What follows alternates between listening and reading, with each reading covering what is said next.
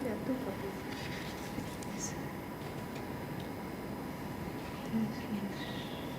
Straits Times. Okay, yeah, it's great.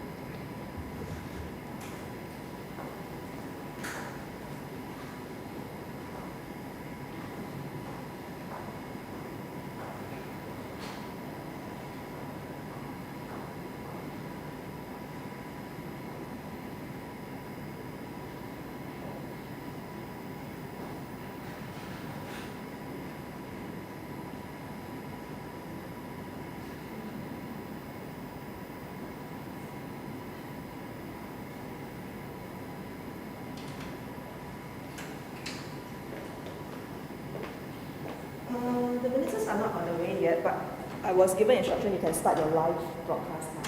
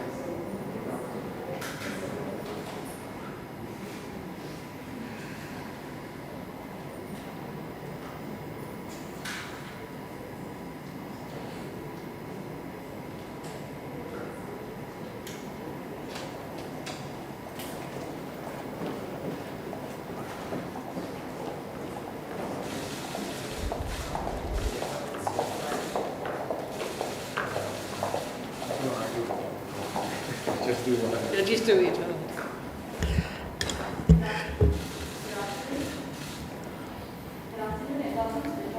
Conference between Singapore's Foreign Minister Dr. Vivian Balakrishnan and Australia's Foreign Minister Penny Wong.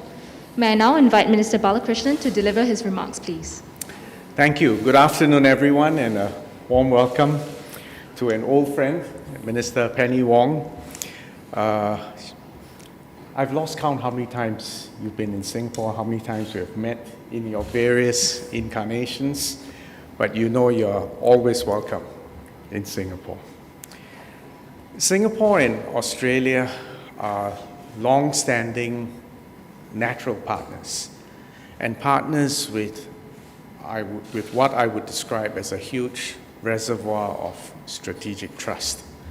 We tend to see the world through similar perspectives, for instance, on the need to maintain an open and inclusive regional order, our mutual belief in the constructive value and importance of free trade, and of course, the rule of law. Our relations encompass the whole spectrum of interactions and have in more recent years been anchored especially by the comprehensive strategic partnership. Some of the key elements in that partnership have, of course, was the upgrade of the free trade agreement. Secondly, the military training facilities that Australia has so graciously provided for Singapore. And just as an aside, in fact, later in this year, there'll be resumption of full training, both unilateral and bilateral components with the Australian Defence Force. Again, another illustration of the deep wells of strategic trust. Looking forward, we've had some good discussions with the Prime Minister as well as just recently concluded. There are a couple of areas which we want to explore and take further. The first is the green economy partnership or green economy agreement. This is something which obviously is of crucial importance to Singapore because we are a small, tiny island state and climate change is an existential threat for us. And I suggested to Minister Wong that we can make this an ambitious, practical, pathfinding agreement.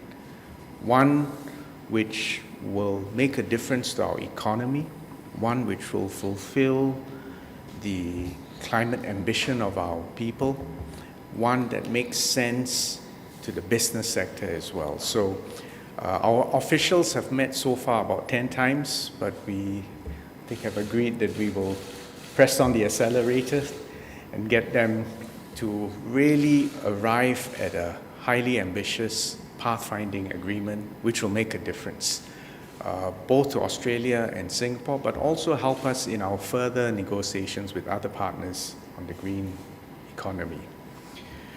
We also had reflected on the fact that during the crisis, Australia and Singapore were stalwart partners. And again, the way you behave in a crisis reveals a lot about national character and the levels of trust. And I can say with absolute confidence that Australia and Singapore stood by each other in a crisis. As we look forward, we believe there is value in exploring how we can make our supply chains even more resilient for the future. So I think we agreed to convene a working group amongst the officials to explore how we can construct supply chains which will withstand the tests of future crises and which will draw on these wells of strategic trust between our two countries. So indeed, there's a lot to celebrate on the past, and I should add that I forgot to congratulate you on your election victory, but I should also add that Singapore is very grateful that, and I stand to be ready to be corrected, but I believe the relations between Singapore and Australia have been an example of bipartisan consensus in Australian politics. So on that note, again, let me welcome you and look forward to your comments. Well, thank you very much, Minister Balakrishnan, for those very, very generous comments. And I did thank the Minister also personally. You remember when you were in government how people dealt with you before you were in government. And the Minister has made the effort, did make the effort to meet me when I was last here on a previous visit whilst in opposition, and we thank you for that. I thank you for that. It is a demonstration that I think the Singaporean government understands the truth of our bipartisanship in relation to the relationship. So I'm delighted to be here. Singapore is a place I know well. I came here a great deal as a child. I'm old enough to remember the old airport. When you went out onto the... You don't need to give away your age. I know, it's all right, it's all on the internet, so it's fine. But it is a real honour to be here as Australia's Foreign Minister, and I want to thank first Prime Minister Lee for his generous engagement at the Astana today, and as always, his insights into the circumstances both our nations face. I will be seeing the Deputy Prime Minister later, and I thank again Minister Balakrishnan both for his hospitality but his generosity with his time and insights. He's been a leader in this region for some years. I'm also not going to talk about your age, Minister, but we really value his experience and his insights. We've had, I think, very good discussions. I reiterate what my colleague has said, that is this. Australia's relationship with Singapore is one of our closest, and it is a relationship that is anchored in shared strategic interests and shared economic interests. We have a comprehensive strategic partnership. The Minister described the fact that we are negotiating, I think it's a world first, the Green Economy Agreement, and we have agreed and encouraged our officials to ensure this is the case, that we want an ambitious agreement. I would just make the point here that the new Australian government has been elected with much greater level of ambition on climate change.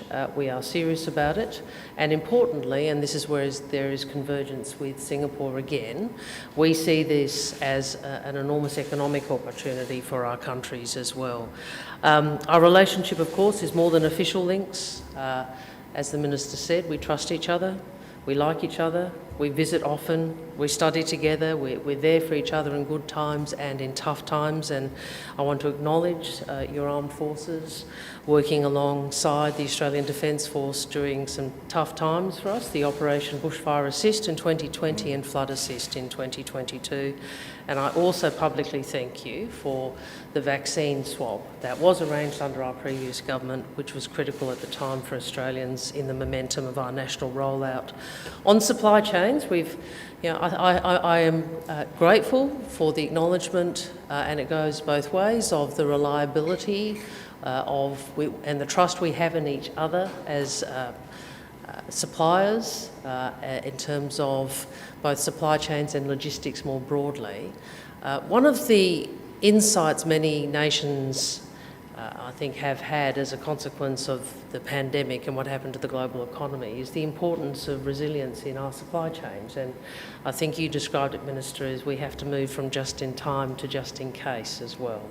And I'm very pleased that Minister Balakrishnan has suggested more work on resilient supply chains as between us. We have complementary economies in many ways, and I think we can do good work there in the interests of both our nations.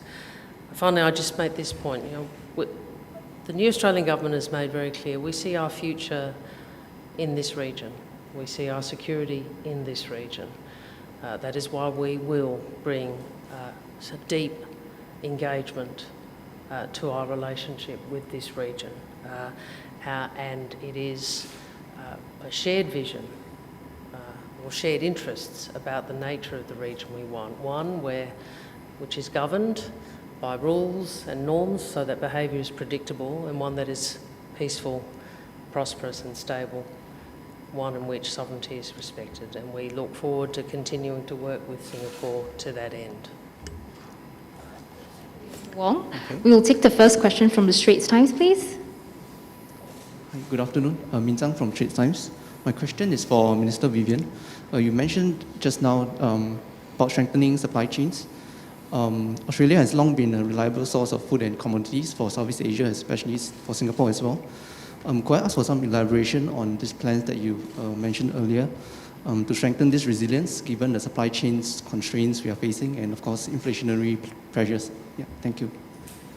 Well, as I illustrated earlier, just cast your mind back to the darkest times of COVID-19.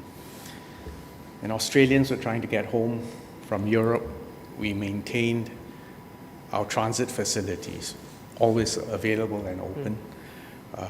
Even when Singaporeans needed to return from other places, if we ever needed to get consular assistance or even evacuation from Australia, you've been there. If you think about even the delivery of vaccines to Australia, it came via Singapore. Right. Both the Australian health minister and I were tracking the transponder on the plane as it made its way to Australia. Food, if you again recall the past, when we had disruptions even with pork 2 decades ago, Australia was there. You look at chicken, Australia is, in fact, I suspect we just ate Australian meat upstairs just now.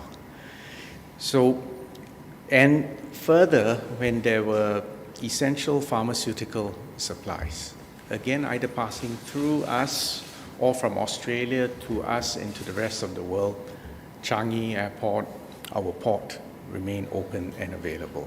And at each moment, neither government ever panicked, ever sought to requisition supplies or restrict the flow. And we just emphasize the sanctity of contract. So this is the foundation on which we think we should now be preparing for the next crisis, because there will be more, whether it be in energy or in food.